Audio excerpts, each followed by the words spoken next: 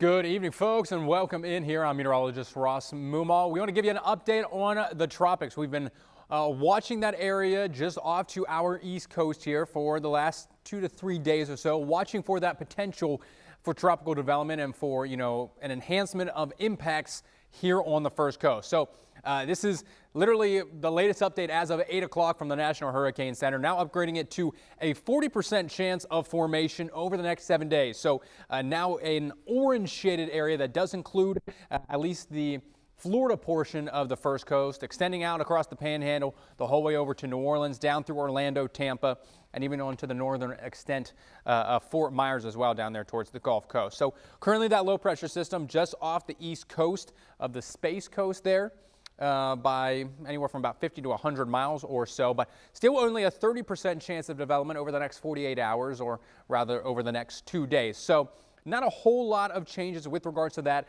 They have upped it from a low to now a medium chance of formation, but we're really not seeing any level of intensification or strengthening as of yet here this evening. Now, this is a time-lapse loop of about the last, I think, 3 hours, 4 hours or so. You can see this afternoon and evening, plenty of thunderstorms blowing up across southeastern Georgia, Florida, and the whole way down into the Tampa Bay area. Many of us have seen severe thunderstorm warnings today, pretty much from Charleston the whole way down towards the Tampa Bay area.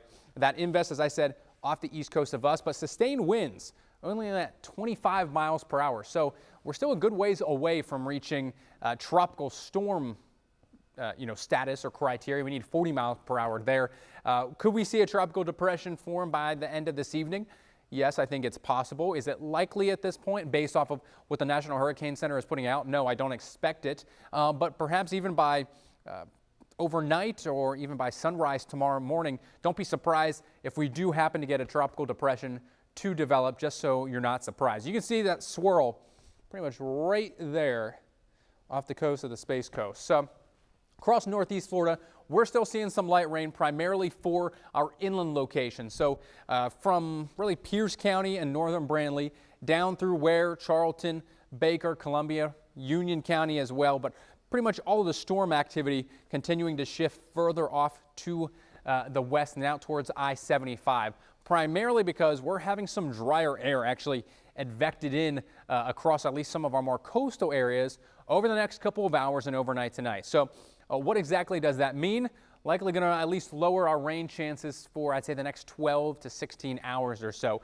And you can see that dry air really limiting any level of thunderstorm activity or convection on the northern extent. So on the southern side, still some thunderstorm activity, although it has waned a good bit now that we've lost some of the daytime heating over the past couple of hours. But those darker colors and almost the tannish, brownish colors, that's that dry air in the mid levels of the atmosphere. So that dry slot kind of working its way in, that will move over the first coast overnight tonight and into early tomorrow morning. But by pretty much lunchtime, that drier air will either have moved well off to our west, even west of I-75, or will have completely eroded that very, rich, moisture-laden air and tropical-like air mass and air will have worked its way back in. So we're still going to see another good chance for some scattered to widespread rain and thunderstorms tomorrow. Just could be a little bit drier initially early on in the day. So where could you see some of the heaviest rain? Pretty much I-10 southward. Best chance to see some stronger thunderstorms and heavier rain areas north. Could you still see some isolated to scattered thunderstorms?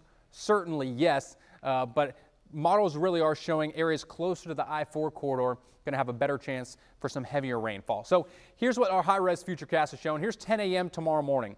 There is about a 20 to 30% possibility for a few coastal showers before lunchtime tomorrow. But as I mentioned, that drier air will have just been in place. So that's why chance is generally going to be low through the first half of your day. But as you get towards lunchtime, then here's the middle of the afternoon, 2, 2:30, even 3 o'clock. Heavier downpours streaming in, as I had mentioned, down across more of our southern locations. So Gainesville, Alachua County, Putnam County, Union, Baker, Clay, southern St. John's, Flagler, and even southern Columbia have a good chance to see some of those stronger thunderstorms. Could produce wind gusts upwards of about 40 to 50 miles per hour. I know we had some severe thunderstorm warnings earlier today. I don't expect the overall severe weather risk to be as great tomorrow. But could we see an isolated strong to severe storm? Yes, I think we definitely could.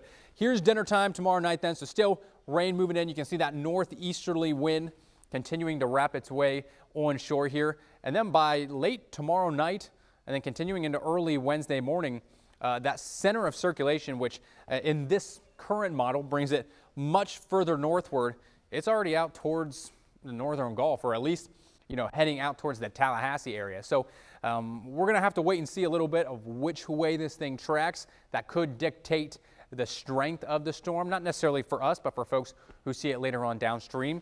Our impacts here locally on the First Coast pretty much going to stay the same. Still, heavy rain expected. That's why the Weather Prediction Center does have us in that marginal level 1 out of 4 risk for excessive rainfall. So yes, this does include some portions north of I-10, especially out towards the Okefenokee and northern extent of the Swanee Valley. But really best chance to see some of that heavier rain still going to be from I-10 northward, or excuse me, I-10 southward. Areas north, a little bit drier there tomorrow. But once the system does move over the Gulf, even if it's not a tropical depression or tropical storm yet, could it develop? Well, the area is much more conducive on this side of Florida than it currently is on our side. Thanks to Tropical Storm Chantal, we've had a little bit of some upwelling. Coastal waters slightly cooler than they have been the last, I would say, 2 to 3 weeks or so. But you get out into the Gulf, temperatures mid-upper 80s even. I mean, we're getting pretty close to bathwater-like water temperatures, or at least sea surface temperatures in the mid to northern Gulf. And then you go down a meter below the surface, 5 meters below the surface. That ocean heat content also quite high across the northern Gulf. So not only is, there plenty of energy within that first meter of the ocean, but even further down, there's still plenty of heat that could fuel any potential storm. So the sea surface temperatures well above average, very, very warm. That would be very conducive for a tropical system or storm to try to develop. Also, as you go through Tuesday and then into Wednesday, the blue is where you have at least some level of wind shear. Although it's low, there is some.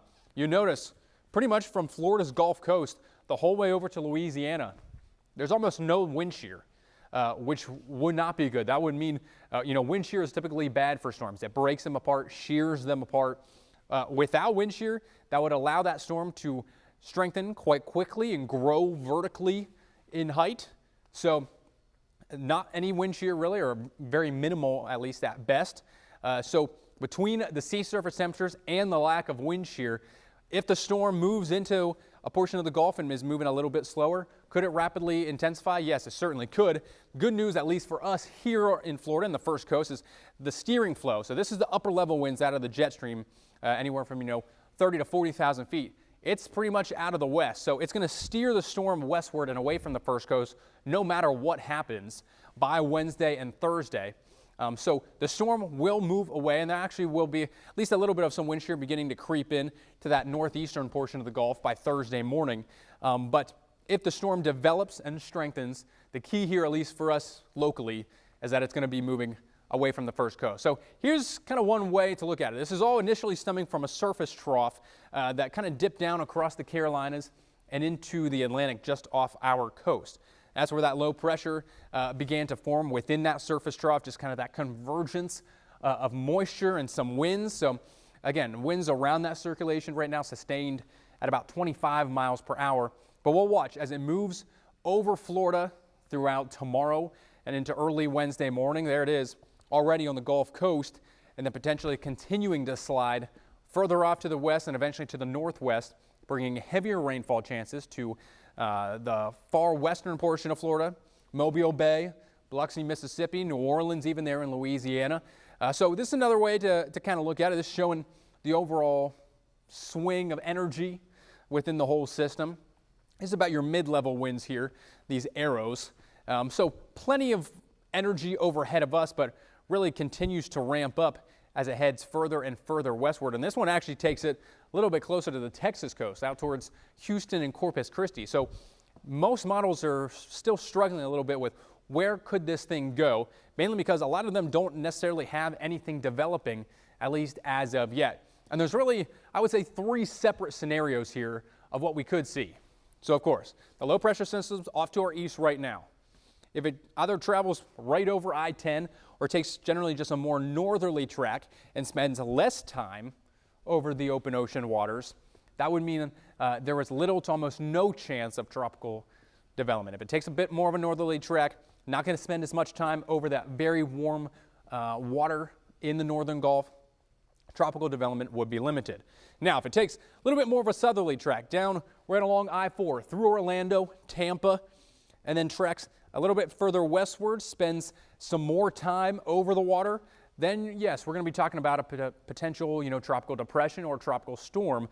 Next name on the list, I should add, is Dexter. So it could become Tropical Storm Dexter over the next 48 hours. That's a possibility and potential. And once it would eventually make its way either towards Texas, Louisiana, even Mississippi, perhaps as well, we could see a tropical storm make landfall there. The other potential or possible solution to the problem we have here, if it takes a little bit even further of a southerly track down across South Florida, and you have this huge fetch or just overall expands, large area that it's traversing over. I mean, that's an extended amount of time over very warm ocean waters and without a lack of wind shear for at least the next 2 to 3 days or so. Then you're talking increased chances for a stronger tropical storm. Tropical Storm Chantal made landfall with about 45 mile per hour sustained winds. If it takes this, the red track, much further south, we could be talking sustained winds 60, 65. That word hurricane, of course, stays in the back of my mind a little bit. Do I expect that? No, but is it a possibility if it takes a much southerly track? Yes, it definitely is. Now, the good thing here, most long-range models, they are not showing the red. They're showing either the yellow or the orange track, which still could lead to some level of tropical development, but of course not nearly as much, if that makes sense. So here's another way to look at it. There's your atmospheric moisture flow. So very heavy moisture, just tropical-like air. We're talking precipitable water values over 2 inches, which generally leads to when we get those very heavy rains, what we've seen here about the last week or so, where we're talking, localized flooding going to be a concern. Flood advisory, flash flood warnings could be put out with the slower moving storms, where you could get rainfall rates of 2 to 3, even 4 inches per hour if they happen to sit over one location. So very, very thick, heavy moisture overhead. Then that will continue further to the west by Wednesday evening. And then note, there is some drier air could get wrapped in behind this by Thursday and even into Friday. So while the heaviest moisture, and of course, your eye is going to be drawn this way, where the orange even begins to pop up, locally here by Thursday and Friday, our impacts are going to start to wane. Are we still going to have some isolated to scattered thunderstorms? Yes. Most of them, though, will first initialize along I-95 and then work further to the west thanks to more of a easterly, southeasterly flow continuing through your Thursday and Friday. So key there is really that our local impacts from this storm are pretty much limited to the rest of tonight, which is pretty much nothing, and then Tuesday and Wednesday. By Wednesday evening, that storm's already going to be out in the northern Gulf, and whichever way it goes, our impacts here are not going to change whatsoever at all. So we're really just expecting an enhancement of rain and thunderstorms tomorrow and Wednesday. Could the winds increase? Yes, I think a little bit. Northeast breeze tomorrow sustained anywhere from about 10 to 20 miles per hour. By really, I would say 4 or 5 o'clock tomorrow afternoon, we could see wind gusts upwards of 25 to 30, especially along our beaches, even across southeast Georgia. So Brunswick, St. Simon's Island have a decent chance of seeing some of those stronger wind gusts. But again, that's only 25 to 30 miles per hour. So we're not anticipating, a strong storm to impact us here. Rainfall-wise, through Thursday evening, most locations out towards the Gulf could see 2 to 4 inches. Closer to home here, if you average it out over the whole area, it would be about 1 to 3 inches. So we're still going to see rain and thunderstorms tomorrow. That's why we've got that weather impact alert in effect from 2 until 8 p.m. for your Tuesday. Similar story there for your Wednesday as well. And then as that possible tropical system moves further eastward, we're back to a much more tropical, Florida-like pattern here across the First Coast for your Thursday, your Friday, and continuing into the weekend. We'll have more on this coming up at 10 o'clock right here on First Coast News Plus.